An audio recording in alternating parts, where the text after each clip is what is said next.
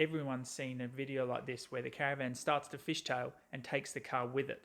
But not many people really understand the why the wind shear of the truck does it. If you have a look at this man vaping next to a motorway, you can see almost 1 metre of movement in the smoke. Not only do trucks have wind shear going over the top, they also disperse wind shear out to the side. And if you think about the fact you're passing this wind shear, first your caravan's going to get sucked in, then it gets pushed out as you pass it, and then just as you've passed him, it gets sucked back in again. That starts this fishtail just like you see in the smoke.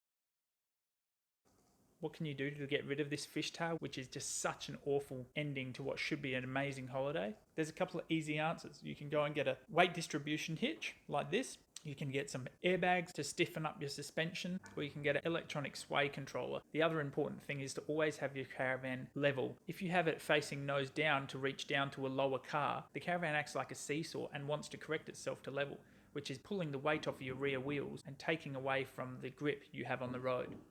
If you're quick enough, you can always hit the button in your car for your trailer brakes, which will put on your trailer brakes and pull it into line. This is a very quick overview. There's many more things you can do to make sure you keep an eye out for the wind shear and be ready for it when you overtake the next truck on the road. If you like this video, please click the like button. And if you found it useful, please hit subscribe to be notified with future content. Thanks for watching.